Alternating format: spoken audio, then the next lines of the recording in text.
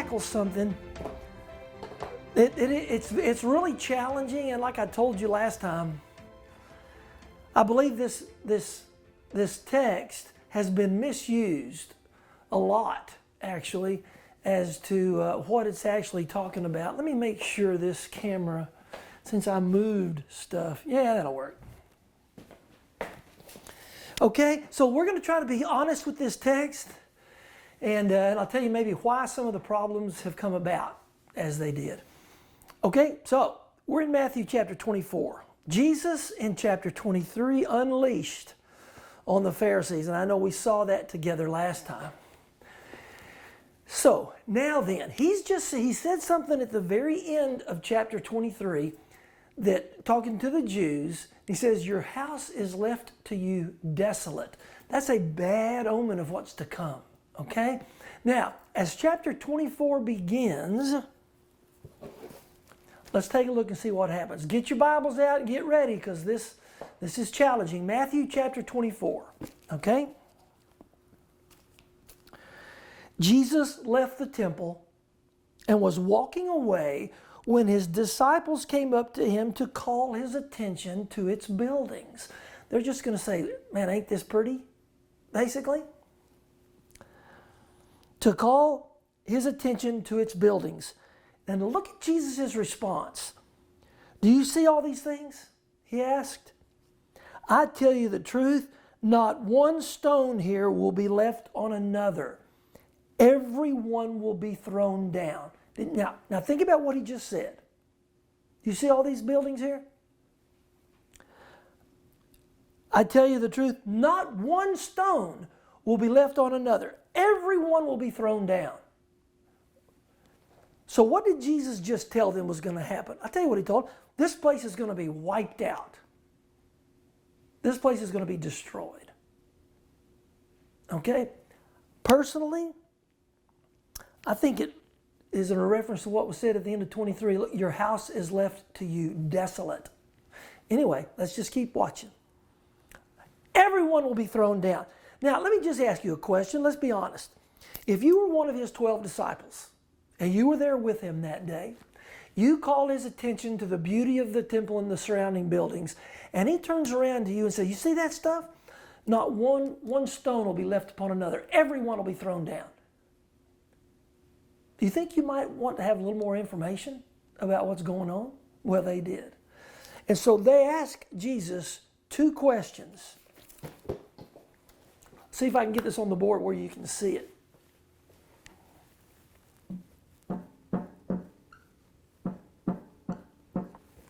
They asked him can you see that? A time question, when.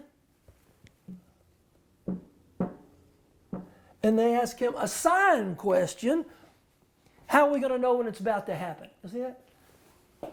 Watch. Verse 3.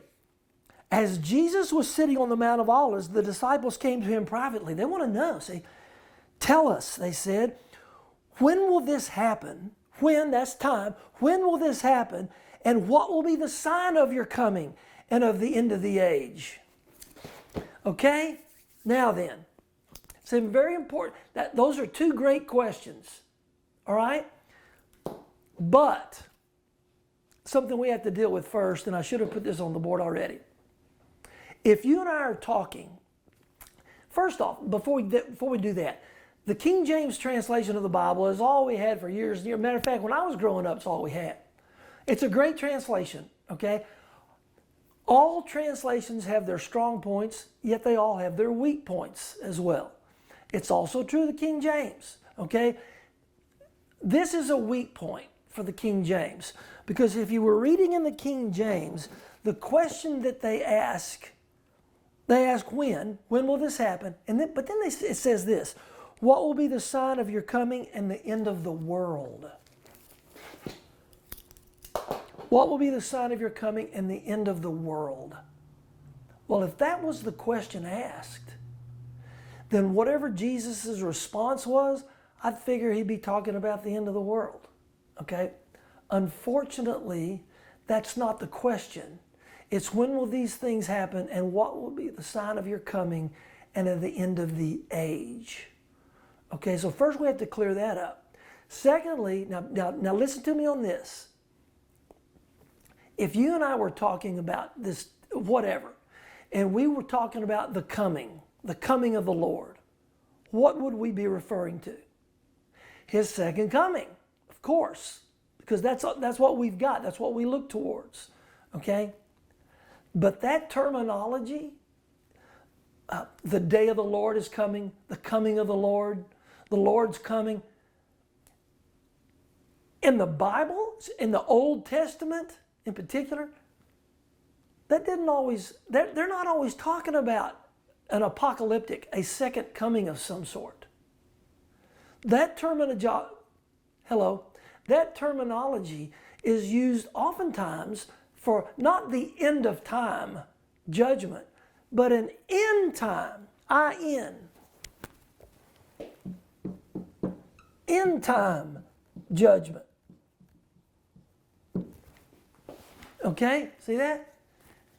That was very common language for them. Look, let's take a look at a couple of examples. Turn to Isaiah chapter 13. Now we're coming right back to Matthew 24, but turn to Isaiah chapter 13.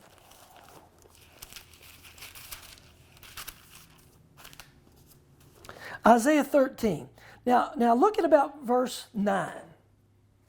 Okay? Isaiah 13. Go ahead. I'll let you get there.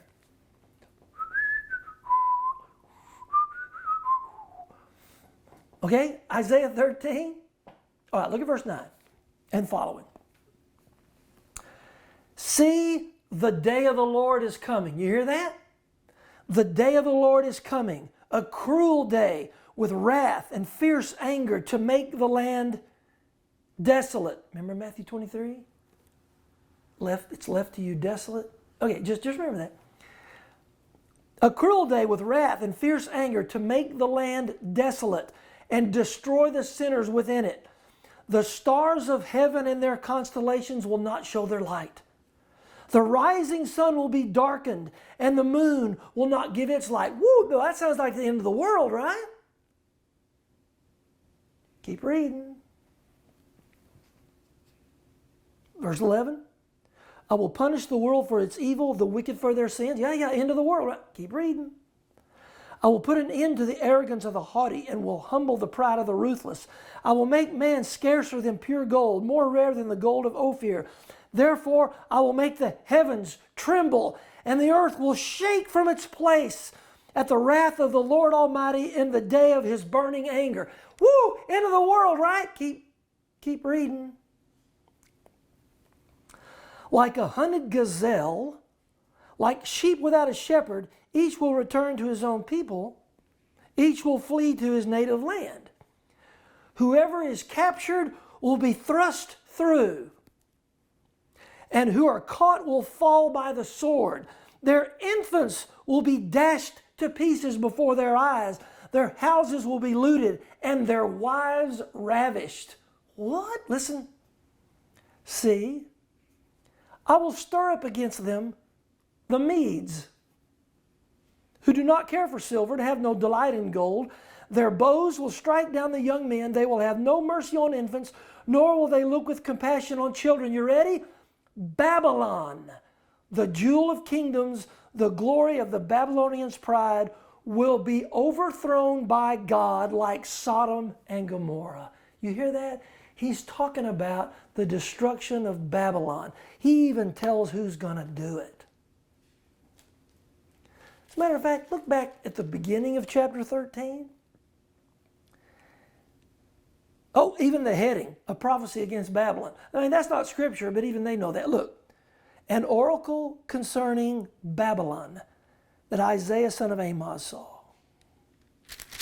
This is describing in figurative language the destruction of Babylon by the Medes. I think the Persians helped them, the Medes and Persians.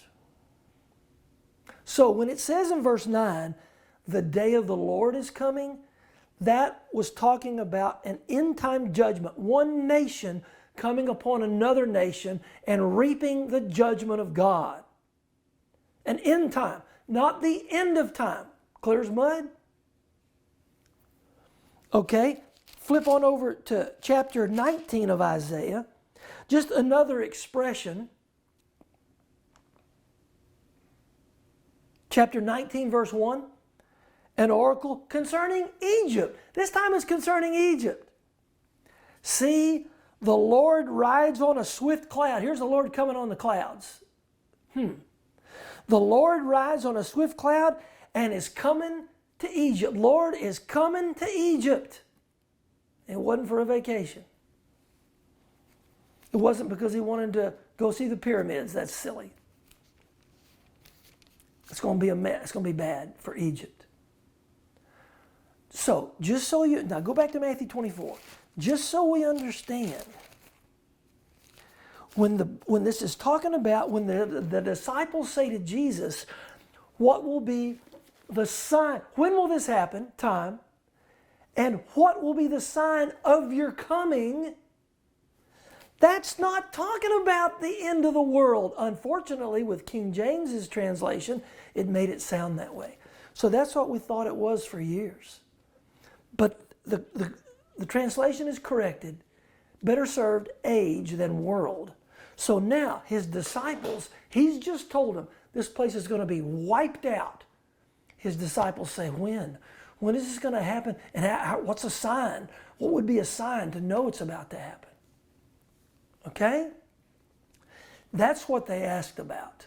This destruction that Jesus just talked about. Not one stone left upon another. Everyone will be thrown down. They want to know. So Jesus begins his answer. Unfortunately, he's not going to answer the when.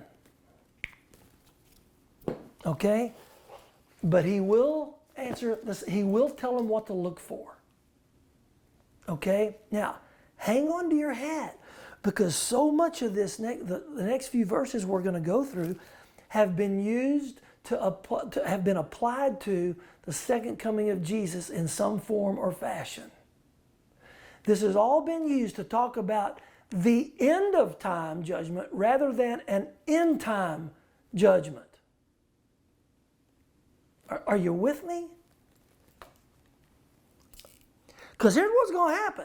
We're going to start reading verses, and they're going to be familiar to some of you, and you're going to picture some type of end of world or end of time scenario, and I know what he's talking about. All right, here we go. Verse 4. The disciples have asked in verse 3, when will this happen, and what will be the sign of your coming and of the end of the age?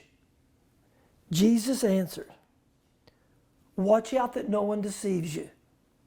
For many will come in my name claiming I am the Christ, and will deceive many. You will hear, here we go.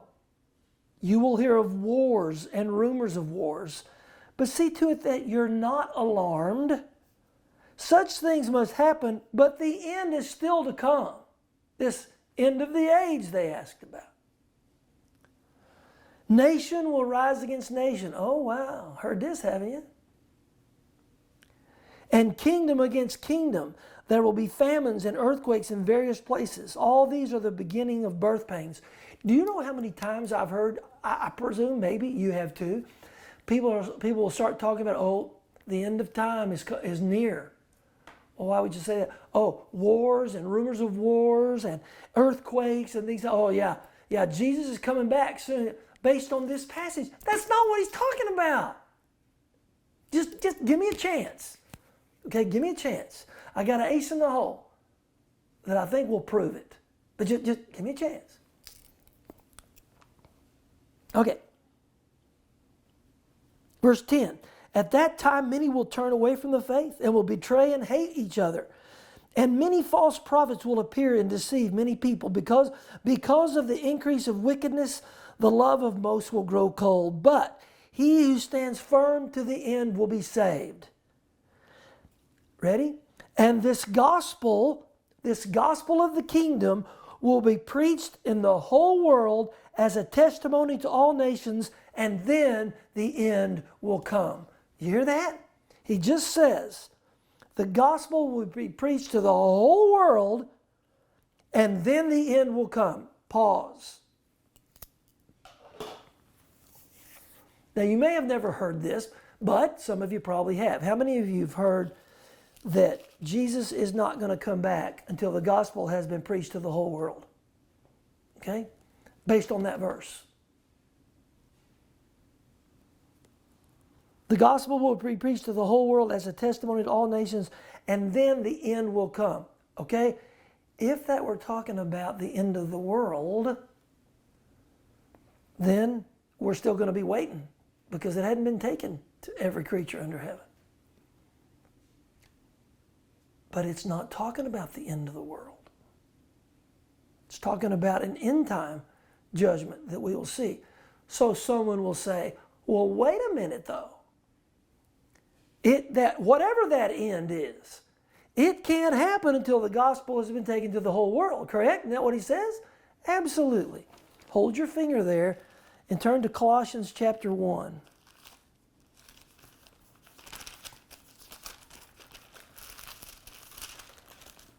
Colossians chapter 1.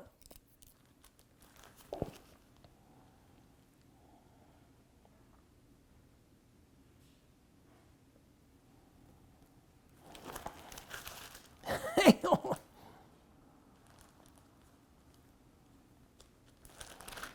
Okay, here we go. Colossians chapter 1. Now watch. This is Paul talking. Oh, let's start in 21 just so we'll catch the flow of the thought, okay? Once you were alienated from God and were enemies in your minds because of your evil behavior. But now he has reconciled you by Christ's physical body through death to present you holy in his sight, without blemish and free from accusation. Amen. Praise the Lord. If you continue in your faith, established and firm, not moved from the hope held out in the gospel. You ready? This is the gospel that you heard and that has been proclaimed to every creature under heaven, and of which I, Paul, have become a servant. Well, according to Paul, as of the writing of this letter, they had taken the gospel to every creature under heaven. That's just what he says. And that's approximately 63 AD. Okay? So if I take Paul at his word, and I do, as of 63 AD, whatever it is he's talking about, that Jesus is talking about in Matthew 24, it can happen. Let's read it again and go back to Matthew 24. I told you to hold your finger there. Flip back to Matthew 24, verse 14. And this gospel of the kingdom will be preached in the whole world as a testimony to all nations, and then the end will come. So this end that he's talking about, it could happen anytime after AD 63, because the gospel had been taken to every creature under heaven, Paul said. Okay? Just saying. Now look at verse 15. Very interesting passage. So when you see standing in the holy place, that's the Holy of Holies in the temple, when you see standing in the holy place, the abomination that causes desolation spoken of through the prophet Daniel, let the reader understand. When you see that, you better understand. Something's about to go down. Verse 16, then let those who are in Judea flee to the mountains. When you see the abomination that causes desolation standing in the Holy of Holies, you better get out of town, run, flee to the mountains. Let me ask you something. If this is the second coming of Jesus, what does that make? What difference does that make? Why are you going to be fleeing to the mountains? This is Jesus coming back for his second coming, for the end of time judgment. It's pointless. Watch. Verse 16. Then let those, we just read it, then let those who are in Judea flee to the mountains. Let no one on the roof of his house go down to take anything out of his house. Let no one in the field go back to get his cloak. How dreadful it will be in those days for pregnant women and nursing mothers. Pray that you, now look, for what I was always taught, I mean, I was talking about there's a one-time coming and second coming, okay? And if that's the way it is, this doesn't make any sense at all. I understand some believe in the rapture and those things, and they try to apply it to that. Okay, well, it would make more sense apply to that if it were talking about a second coming of Jesus. I still say it's not. Continue. Look at verse 20. Pray that your flight, oh, that's right, they're fleeing to the mountains. Pray that your flight will not take place in winter or on the Sabbath. Well, what difference would that make? Well, I'll tell you why. In the winter, it's going to be cold. You're going to the mountains? It's going to be cold if it's in the winter. And what about the Sabbath? They couldn't travel on the Sabbath, and they locked the gates of the city of Jerusalem.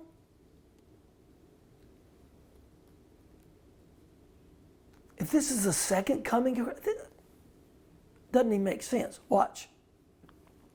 Verse 21. For then there will be great distress, unequaled from the beginning of the world until now, and never to be equaled again. Whatever's going to happen, it's going to be really, really bad. If those days had not been cut short, no one would survive. But for the sake of the elect, for the believers, but for the sake of the believers, those days will be shortened. At that time, if anyone says to you, look, here is the Christ, or there he is, don't believe it. Wait a minute, second coming? And he just says, if anybody says it's me, don't believe it. For false Christs and false prophets will appear and perform great signs and miracles to deceive even the elect, if that were possible. See, I have told you ahead of time. He's given them a sign, things to look for. He's going to give them even more. Watch. Verse 26. So if anyone tells you, there he is out in the desert, or start over. If anyone tells you, there he is out in the desert, don't go out. Or here he is in the inner rooms, don't believe it. Now watch. For as lightning that comes from the east is visible even in the west, so will be the coming of the Son of Man. Don't lose your brains. Coming of the Son of Man doesn't have to be the second coming. It's going to sound like it. Watch. Wherever there is a carcass, there the vultures will gather. Here we go. Immediately after the distress of those days, the sun will be darkened and the moon will not give its light. The stars will fall from the sky and the heavenly bodies will be shaken. Wow, that sounds like end of the world, right? Did it sound a little bit familiar? That's a quote from Isaiah 13 in regard to the destruction of Babylon. It's going to be just like that. The sun will be darkened. The moon will not give its light. And they say in those days, in a major destruction of a city, the fires were so bad, the smoke filled the sky, and it was as though the sun and the moon could not even shine. Look at verse 30. At that time, the sign of the Son of Man will appear in the sky, and all the nations of the earth will mourn. They will see the Son of Man coming on the clouds of the sky. Second coming, or not unlike Isaiah 19, coming to Egypt, riding on the clouds.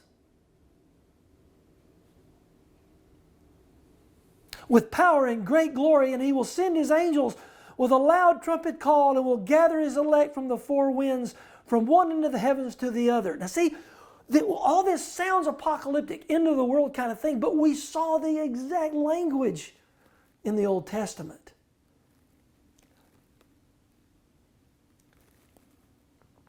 Do you know what happened in AD 70?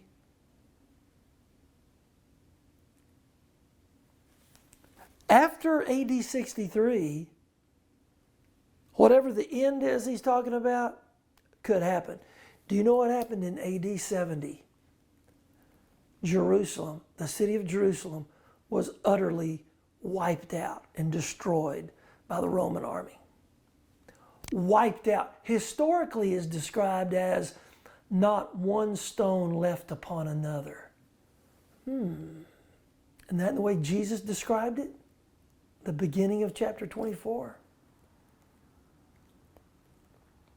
Yes, I'm proposing to you, this is talking about the destruction of Jerusalem in AD 70.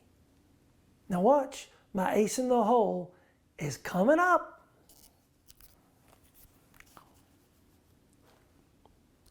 Verse 30. No, we already read that. Verse 30. No, we didn't. Yes, we did. Verse 32. Now learn this lesson from the fig tree. As soon as its twigs get tender and its leaves come out, you know that summer is near. That's a sign that summer is near. Okay? So learn that kind of a lesson on how to perceive a sign. Verse 33. Even so, when you see all these things he's described, when you see all these things, you know that it is near. What is the end of the age? You know that it is near, right at the door. Now here's my ace in the hole. You ready? It's verse 34. I tell you the truth, this generation will certainly not pass away until all these things have happened.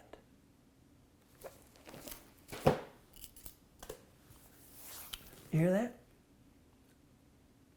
This generation, I believe he's talking to them.